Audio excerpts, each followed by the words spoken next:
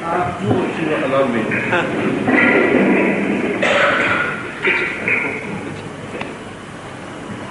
So it's a very light-hearted question. It's a very light-hearted question, first one, small question. It's in Punjabi we say, sir, dane dane te more hongi. Would you please explain, is it true in Islam or does it apply to Islam at all? I don't know. And then I will ask another question, please. But if you permit me, personalize it too. In case of, in your case, in the case of your in-law, if this is true, then the maximum number of danas are allotted to you. Is that not right? I don't know, I'm asking questions. Fine? I'm asking questions. Have you heard my answer?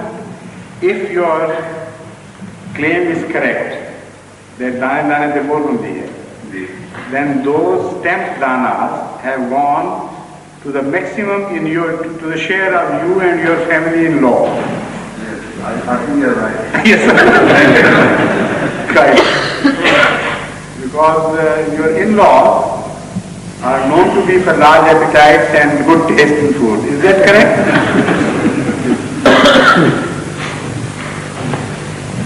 So next question. The next question is, I'm sorry, I was not really ready. Question is, in Surah Shura, Allah Ta'ala has said that, Shara lakum min ad-deen ma wassa bihi Nuhan. The translation done is, Deen Islam, Hazrat Nuh, Hazrat Ibrahim, Hazrat Musa और Hazrat Isa का मजहब चला आ रहा है. This is the translation done in the Sri. My question is, and then Allah Ta'ala says in Surah Sabah, وَمَا أَرْسَلْنَاكَ إِلَّا كَافَةً لِلنَّاسِ. This is about Rasulullah Sallallahu Alaihi Wasallam. You see, and there is one poet who has said a beautiful two shares which are not in our, Jamaat. These are Bana Sari Khudai se Muhammad Mustafa pehle, na the Farishte, na tha Adam, na tha Zahir Khuda pehle. And then in na the Farishte, na tha Adam, na tha Zahir Khuda pehle. I don't know how far. The second part of this subject, I think somewhat changed by you. No, I don't know, sir. I just heard that. That's why I'm just asking. And then in Jawab Shikwa, Allama Iqbal has said in a share, कि मोहम्मद से वफा तूने तो हम तेरे हैं, ये जहाँ चीज है कि अल्लाह को गुलाम तेरे हैं. This is addressed from God to Rasul Muhammad. Now my question is it true that every religion was geared towards the final finish, which is Islam? Could you explain me? Going back all the way in this picture. You're quite right, I say. This is a question which applies to the whole religious history. And how can you expect me to answer this question in this short session? Because this question requires a very large answer, very big answer. Moreover, when you say all religions were geared towards the ultimate culmination in Islam, in that case we will have to have a larger specimen of religions in view than just those religions which were revealed to the Middle East or Middle Eastern people. Because when you say every religion does not emanate from Middle East alone, so then we will have to survey the horizon of the Eastern religions, Far Eastern religions, Northern religions, African religions, and so on and so forth. So the question has a very wide application, and it requires many books to be written after investigation. So how can you expect me to answer that question as you want it? The best thing is to agree with you, that's all.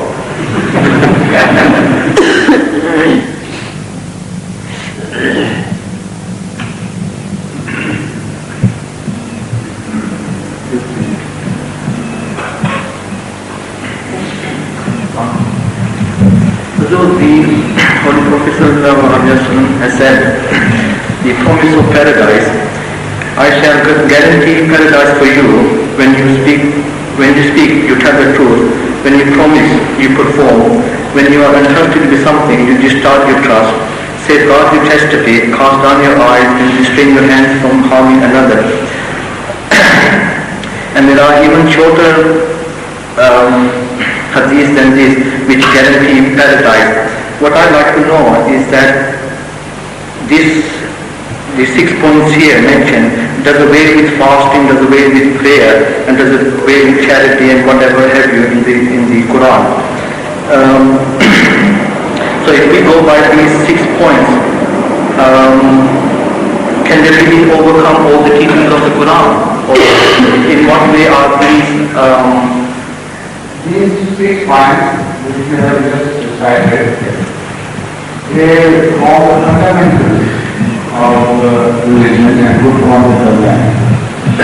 So they cover everything. The truth, for example, if somebody, whenever he speaks truth, tells the truth. This is one of the most fundamental acts of piety or righteousness, which cover a very large field of activities. And if somebody is truthful, fundamentally, basically, such a man cannot commit certain wrong. His scope of wrongdoing or evil actions is limited. It's not like one who lies.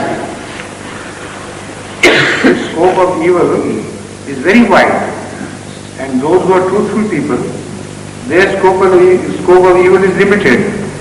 So it is further limited with the next question and the next thing described, next act described, and the third and the fourth. So if you read them in this order, you will find that hardly there will be anything left. And if there is anything left, suppose, and maybe there are some, the overwhelming part of goodness will offset them. You know, these 6 points, if you follow them truly and strictly, I'll quote an example of the influence of truth over other actions of man. Here 6 points are mentioned. Once somebody went to Huzur Akram sallallahu alaihi wasallam and asked him for just one thing. He said, I am a bad man and I can't follow every advice you gave me. So just limit yourself to one advice. And I promise that I'll abide by that advice and will never break this law. So Huzur Akram sallallahu alaihi wasallam said, all right, just be truthful, never tell a lie. Make a promise. He said, I promise. Now it is he himself who relates what happened next. He says that I was very happy. I said it's a good bargain. Just to tell the truth is nothing. He has not told me to do anything good or to abstain from anything evil. Just I speak the truth and that is all. So he said at night I got up and was about to go for stealing, on a stealing spree. And then immediately I realized that because I am a known thief, when I steal, I may escape capture by my cleverness, but in the morning they are bound to come and ask me if it was I who had committed the theft or somebody else. So I promise I will speak the truth. So that means that I am already caught. So he abstained from going out. And it's a long hadith narrated by him. He says that act after act, this is just the single promise of telling the truth stood in my way and the evil acts which I was going to commit. With the result that after he had shed quite a few, ultimately he decided to be a pious man altogether. So truth is the fundamental of everything. In fact, this is one attribute of Allah, Haqq, which is called truth as well as it is an attribute of Allah. For example, beauty is not an attribute of Allah. Rahm is not an attribute of Allah. Allah is Rahim. But Haq means truth. And it is an attribute of Allah. That is straight truth is Allah and Allah is truth. So this is so fundamental. So if somebody is truthful, he is bound to end up in ultimate,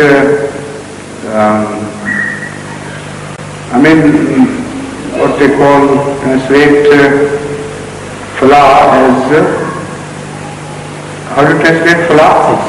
Not success, that's American. Ultimate deliverance or salvation, that's right.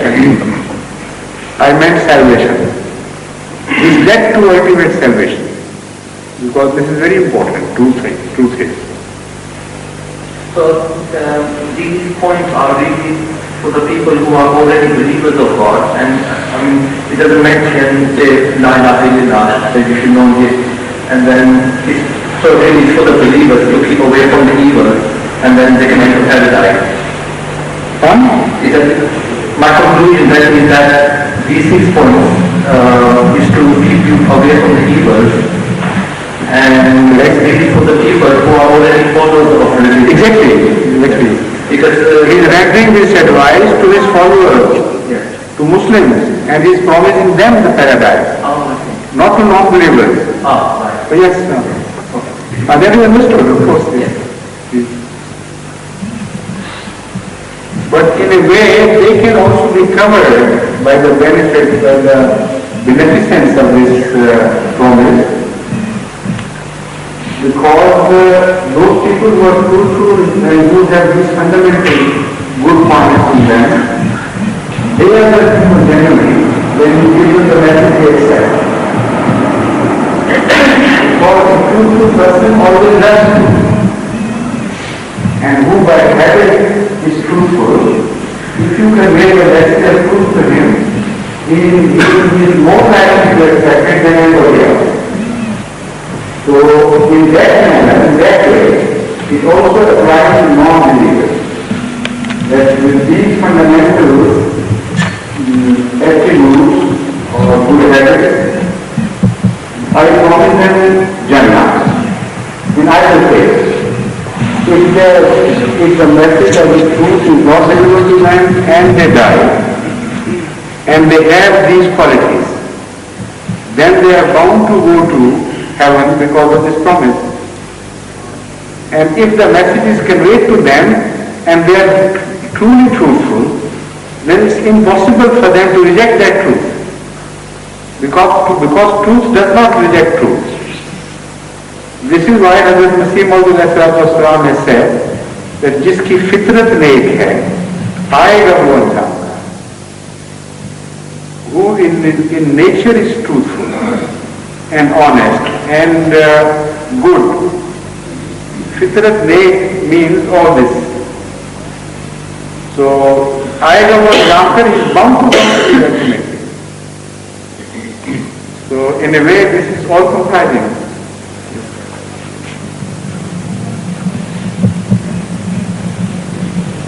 Any other question, please? Or someone with good voice who wants to sing the poem or the poem? Yes, sir. Huh? Yes. But how do we know that your voice is good? Do you have a testimony, some sort? Actually, I want to. No, that I agree. You want to. But there is what is the guarantee for the people to remain sitting while you are singing? Okay.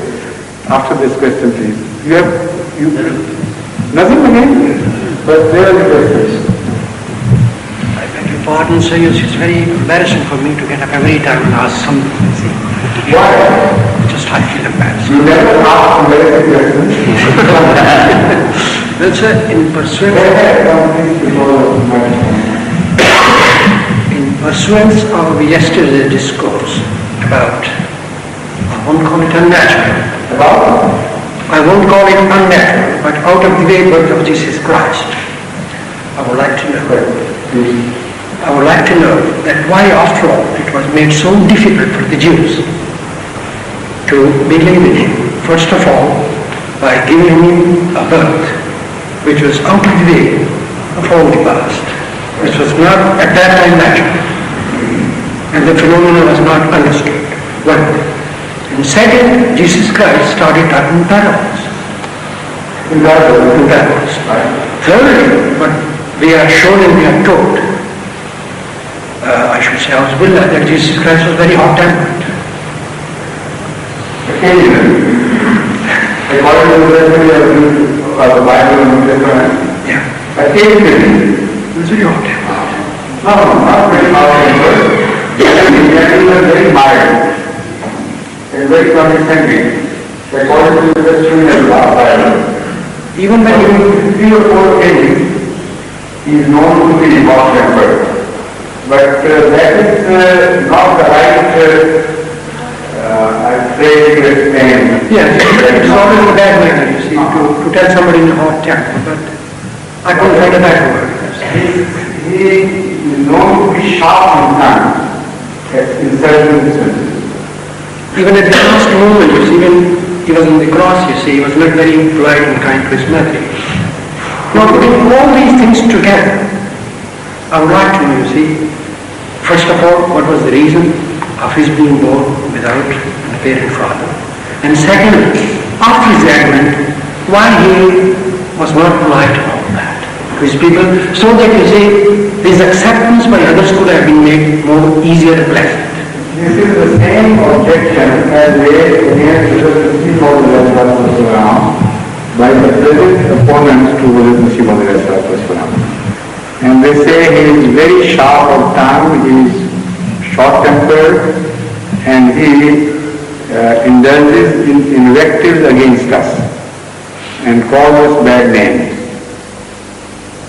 And number one, the similarities between first Masih and the second Masih continue to be the same, even in this respect. It was alleged against him as well as it was alleged against Hazrat Masih Maud. Now, you are in a better position to justify the first Messiah's behavior in the light of your knowledge of Hazrat Masih Maud's character. They pick a few things out of context and thereby try to prove that Hazrat Masih Maud was very harsh of temper, and their books are blackened with these allegations. While you know as an Ahmadi, you having read Hazrat Masih Maud's literature and having known his biography, you know that he was exactly the opposite. Yet at times he had to lash at others. And those are the times, knowing the background, now we can assess that those are the times when the enemy would not understand any other language. He deserved it very much. He earned it so much that ultimately he got that harsh treatment from a man who was the mildest of heart. This is exactly true of the old Messiah. You know the present day Mullah, but you don't know the old day Jewish Rabbi. If you project yourself into the language of the present day Mullah and the false allegations and continuous barrage of lies, unending barrage of lies against Ahmadis and against Ahmadiyyat and Hazrat Masih Maud, consciously and knowingly, times come when it is impossible not to look back in the same coin, just to give them a taste of what they are doing. We can't tell lies, but we can be firm in our answer and retort, and our retort sometimes can be biting, because that is the only vent available to us. So this is why you do not understand Masih of the first Messiah, because you are not applying his situation to the situation of Hazrat Masih Maud while you should have been in a position to understand and judge his behavior much better than anybody else. Number one. Number two, why there were other trials who appeared to be so hard. The same thing is applicable again in this situation. Hazrat Masih Maud was born like an ordinary person, and it was told to the Muslims that he would descend, yanzilu. Apparently, literally speaking, it means descend. So they are also put to a very hard trial. It was said that he would descend on a minaret which would be white in color and which would be situated on the east of Damascus. Why he never appeared there? So they are all parables. Somebody else spoke in parables and made the life, made the possibility of the present day Muslims to believe in the Messiah a very remote possibility. Because of those parables, because of these words like descent and so on. Why was it made difficult for the present day Muslims? The fact is that whenever a prophet comes, his acceptance is always made difficult, and Masih is no exception. Which prophet came before him who was readily accepted? In the way of those prophets and the people whom he addressed, what was the difficulty?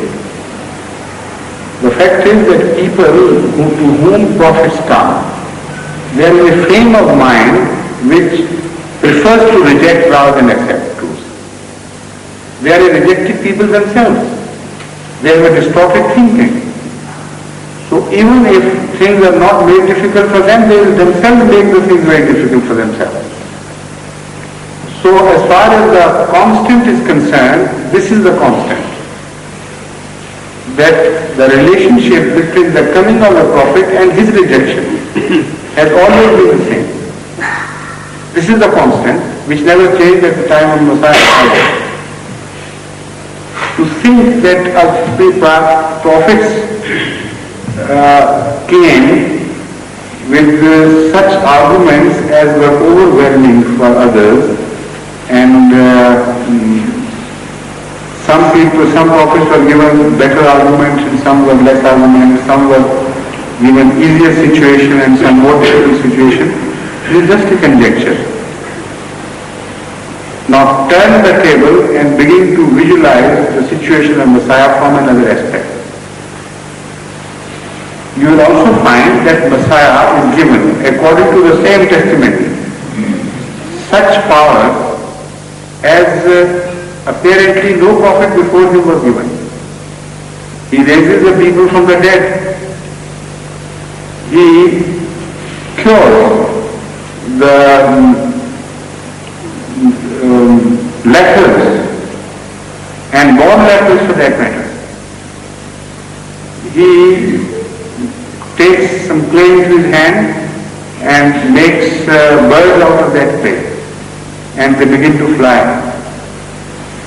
Now, if you take everything literally, one should take these things also literally. So on the one hand, he is deprived of certain advantages.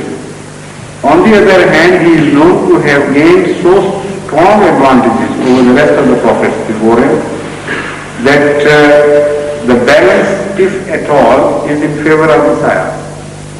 Yet he is rejected. The fact is, and this should be understood, it is the people who are rejected first by Allah.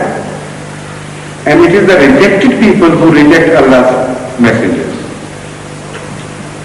Whatever be the situation of that time and age, whether the arguments of are strong or weak, it is neither here nor there. He will be rejected. This is the first law, and it has always held good in the light of history. Now, as far as these miracles, so-called miracles are concerned, today the ulama are demanding miracles from Hazrat Masih Maud alayhi salatu wasalam. And there are so many here who speak so violently against Ahmadiyya and sometimes claim, even in nearby Chinur, that if Hazrat Masih Maud alayhi salatu wasalam had shown a single sign, they would have been the first to accept it. But he has not shown a single sign in his favor. So it is the signs which they demand. Now in the first instance when we are discussing his similarities to Messiah, I quoted different examples. Now I will illustrate this situation in view of Hazrat Rasul Kareem sallallahu alayhi wa sallam's history, life history, and in relationship to Hazrat Masih Maud alayhi salam. Hazrat Masih Maud alayhi salam is also a Mahdi. So the same sort of allegations which are raised against him have been raised against all those who have some similarity to him, some closeness, some relationship. So in the respect of, in his position as Mahdi, he is to be judged by the conduct of Hazrat Muhammad Mustafa sallallahu alaihi wasallam. And also, his enemies are to be judged in the light of the enemy, the conduct of the enemies of Hazrat Muhammad Mustafa sallallahu alaihi wasallam. So now I make the point further clear after this introduction. Now Hazrat Masih Maud alayhi salatu wasalam's opponents say that previous prophets showed so many signs and wrought so many miracles, and you have not shown a single sign. And this is exactly what is found in the Holy Quran as an allegation against Hazrat Muhammad Mustafa sallallahu alaihi wasallam. The Holy Quran tells us, وَأَقْسَمُوا بِاللَّهِ جَهْدَ أَيْمَانِهِمْ لَإِنْ جَاءَتْهُمْ آيَةٌ لَيُؤْمِنُنَّ بِهَا قُلْ إِنَّمَا الْآيَاتُ عِندَ اللَّهِ وَمَا يُشْعِرُكُمْ أَنَّهَا إِذَا جَاءَتْ لَا يُؤْمِنُونَ. These enemies of yours, those who have rejected you, they say that if you come out with a single sign, we will believe you. And they swear by Allah in the strongest terms. أَقْسَمُوا بِاللَّهِ جَهْدَ أَيْمَانِهِمْ. They swear by Allah in the strongest possible terms that, oh Muhammad, if you show us a single sign, we are going to accept. Now one can ask these mullahs that you are saying the same thing to Masih Maud alayhi salatu wasalam. And you say that so many signs were shown to the enemies of Hazrat Muhammad Mustafa sallallahu alaihi wasallam. But the Holy Quran says that as far as the enemies were concerned, they couldn't see a single sign.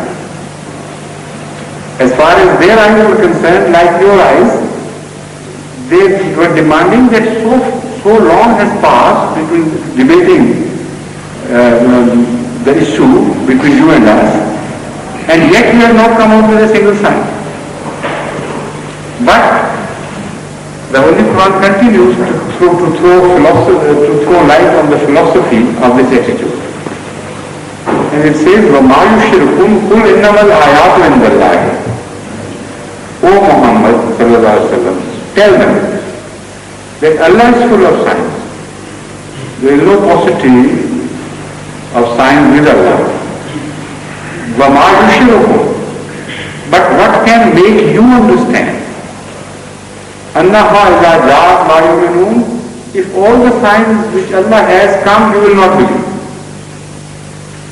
So, the fact is, as I told you, now I am going to connect it with the my first statement, that the people who reject a prophet are in a state of mind that regardless of the fact that they are shown any signs or otherwise, they will not believe.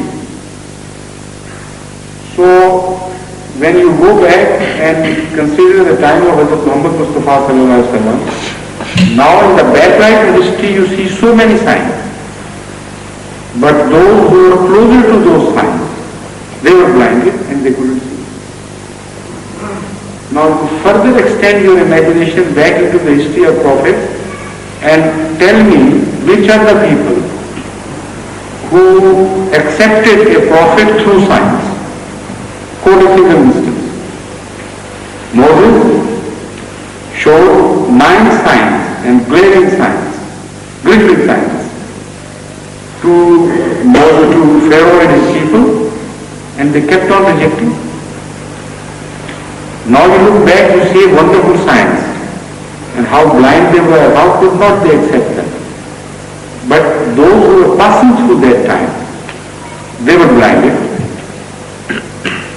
No prophet who is mentioned in the Holy Quran to have brought some signs or miracles is declared by the Holy Quran to have been accepted on the strength of such signs and miracles. Not a single instance can be quoted from the Holy Quran.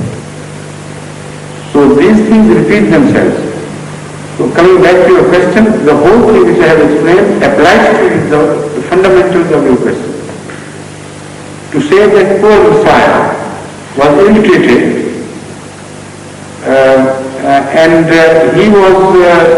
his situation was made difficult for the Jews, or to say that the Jews were ill-treated and they were not provided with enough signs for them to believe in that Messiah, is proved to be a wrong assessment of the situation in the light of the history of prophets. Because whether they bring signs or not, whether things are made easy for the people or not, they do reject.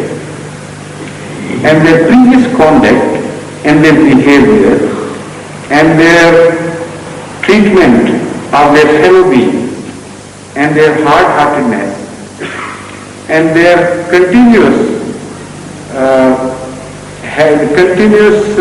habit of usurping others' rights and to tell lies and to commit all sorts of sins, these are the facts which already are responsible for this. One such people who indulge in these follies mature in their follies. That is the time for a prophet to come and to warn. So the very few among them who are pious, who are exceptions, they begin to accept, and a process of polarization begins. And ultimately, sometimes with very severe signs from Allah, which shake the whole nation, they begin to believe, and sometimes generations after, from the time of the Prophet, they ultimately succumb to repeated signs and will of Allah, decree of Allah. But Jews were not ill-treated. That is the point. They had been committing such sins and such evils before Messiah came that for such hard-hearted people, everything was difficult to believe. This is why the Holy Quran goes on saying that you are the people who have been rejecting prophets before. You are the people who murdered prophets before, who opposed them tooth and nail, tried your best to destroy their message. So this is the language addressed to those among whom Christ had come. You understand, or there is still something left? Very small question. Please. On the same issue or some other issue? No, I think the same subject. Please. I don't understand. You like me to believe the denial of the Jews of Jesus Christ was preordained. Huh? Was preordained. No, I never said that. That is the word. If I really understand this. I never said that. If the word preordained is applicable to their own acts, not to the will of God, then perhaps you're right. This is what I was saying. What I've been trying to explain is this, that their past acts of evil and their hard-heartedness had pre-written their fate and had doomed them for that state of rejection in which the unfortunate people of the times of Prophet are found. Not Allah's decree, but their own acts culminating into a state which is ripe for rejection and for nothing else. This is what the Holy Quran has been saying and telling us. A decree from Allah or predestined in the sense that Allah had already decreed long before that they would be rejected, they would be destroyed, and they are bound to reject, and they have no other choice. This is wrong. This is never decreed by Allah.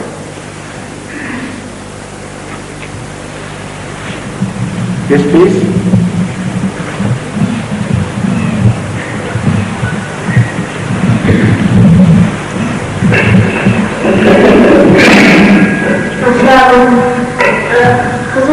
Why didn't it address Allah Al-Hakim? You also read you, thou, or you, don't you? Yeah, but most of you say that he is great and he is one. One who said that she is one. When I said she will be. Yeah. Yes. Before. All right. You know, you couldn't say it, could you? No. Out of the three possible references, we are left with two only. Either he or she. Now, what would you prefer to be called? I get it wrong because we really don't know. I would prefer to say he, but... No. I said, what would you prefer to be called yourself? Myself? Yes. He. Why such vehemence to the word he? As if it was an insult if you were called a she. Yeah, but no one has ever seen Allah, so how can you know that if he's a he? I understand your point. I was just playing with you. The fact is that Allah has no sex. He is neither a he in the human terms nor a she in the human terms. But the fact is that you could not call him it either, because it is he has a life, he has a consciousness, and he is life and the source of all life. So how could you call him it? So it is out question. So but he is still neither he nor she. And you couldn't to call him a eunuch either, because that is a bad thing. That is a defect, and he has no defect. He is not he or she, not because he is a eunuch, in between, but because these things do not apply to him. You know, the human sexuality is a limited affair to the animal kingdom of this world. And this sexuality, the concept of this sexuality is not applicable to any heavenly body, not to mention Allah. Even the angels are neither he nor she. So the other heavenly bodies, whatever they are not made like a man and woman. So out of the two, you had to have a choice. And because more often than not, certain weaknesses are attributed to women in every society. Even in those societies which are called the so-called most modern and sophisticated societies and emancipated societies, Still they are talking of women's liberation of women. If women were not weak, why should they be liberated? The very issue of the liberation of women proves the point that they are poor things, they are weak as compared to men, they are weaker. And because they were weaker and they had been subjugated by men, so the question of their liberation arose. So because it refers to a weaker sex out of the two, the word she, so it could not be applicable to Allah. So we were left with only he, or invent a fourth one. You see? You understand? Yes, please. It's not a question, it's just a humble request of your servant. And if we could have the privilege to know about your short biography in one of these most sacred meetings. My biography? Yes, please. Before Khilafat. But that is not known to everybody.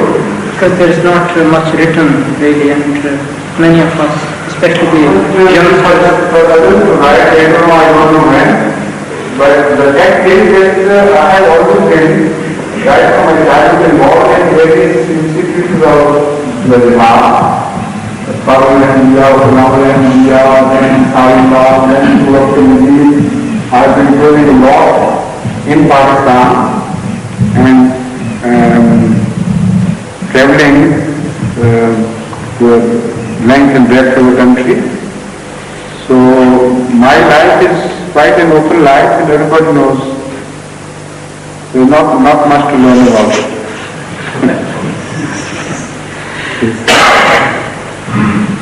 Yes? Sorry. I've got one thing in mind that disturbs me sometimes. Khaja Mohammed Sharif is my name. Where do you live? Here in London. Which family do you belong to? I belong to Khaja of Chakwa district. Khaja Rashid is a relative of yours? Yes. What is it to you? He is my brother. Very good. And do you have one daughter? I've got two daughters. Two daughters. You were thinking of mother and daughter who came once from duty to our house, and they also told me that they belong to Khaja family of Chakwa. Was it yours? No, she's my niece. My half Khaja Bashir also. She's your niece. It might be. Or she might be... She told me that she was examining out that Bashir, who was in Singapore or in Burma. Or she is my half Khaja Nazir also. That is right. He is my nephew. She is a relative. She is my wife. She is your wife. Your daughter. Right. I wanted to clear that confusion because they came once to help us in the house 2 weeks back. 2 weeks ago. And it came to pass that they were relatives of that Khaja, who is in Burma. And Khaja Bashir, who is in Karachi, is my elder brother. That I know. After I see her, I don't know. Yes, sir. Now, the prophethood of Moses, make this a blessing of God upon him, was very easy, in a sense that when he declared himself to be prophet of God, it was the easiest thing ever in the history of prophethood that he was accepted without any hitch, as we know from the Holy Quran. Because I've read most of the book, the Bible, which I found no difficulty in his all of the story has been narrated by the Holy Quran or the Bible as I understood. So when we have been reading the same book, but getting different instances altogether, Moses was not accepted that way. In fact, the Israelites accepted only in his leadership, and in as much as they would follow him and migrate from the country of Pharaoh. It was in fact the political liberation which they had accepted, while Moses had to struggle all through his life to make them believe, and they would not. Even superficially, when they began to believe, inside they remained the same old idolaters. And he just turned his back for 40 days, and you know what happened to them? And when the time for struggle came, they said, "Oh Moses, go you and your Lord and conquer those cities for us, and then we will follow. In the meantime, we are sitting here." Is this what you call belief and the easiest manner of believing in somebody? No, but the identity, was not lost, being the Jews from the beginning. In reference to the situation in Pakistan, for instance, we are brother in ring, being the Ummah of Muhammad Rasulullah sallallahu alaihi wasallam. Then therefore, being in the case of Moses, for instance, being the Ummah of Abraham, or the other prophets from the beginning or the end. So there was no difficulty in that respect to recognize, the prophethood which has to become, whether it was Moses himself or anybody else who declared himself to be that. This is right. For instance, Jesus Christ as well. There would have been, because they believe that Messiah has to come. Yes. And they didn't accept it. But it wasn't a personality they were looking for, or whether it was the prophet himself. The fact is that whichever example you quote, the result would be the same. In the nature of prophecy there is no difference, and in the nature of opposition there is no difference. Prophets of all times have been equally maltreated by people of all times. And this is what I was trying to explain vis-a-vis the first question, that this is regardless of whether prophets come with strong arguments or weak arguments, with power behind them or coming not from a platform of power, belonging to a poor people and unsupported. All these facts are irrelevant as far as their rejection is concerned. Why are they rejected? The Holy Quran explains that, and I'll try to give you the whole picture tomorrow, inshallah. Because this question which you have asked requires a very wide treatment. I'll have to explain the philosophy of religion and why people reject their prophets and what happened to them. And the Holy Quran has explained it at quite some detail at different places. So inshallah, because there is no time now, we have to say Isha prayer. If you are here by tomorrow, or will you not be? Will you be here? Alright. Then inshallah tomorrow, we'll start from your question. Right? Now after all this discussion, I came to understand your question much later. In the beginning, I couldn't follow what you wanted to ask. But now it has dawned upon me that this is your real question. That why are people, having been provided with all the opportunity to believe in a prophet, reject him ultimately? And while the things are easy for them to believe, they still do not believe. What is the reason behind it? Is that all right? That's what you wanted to ask.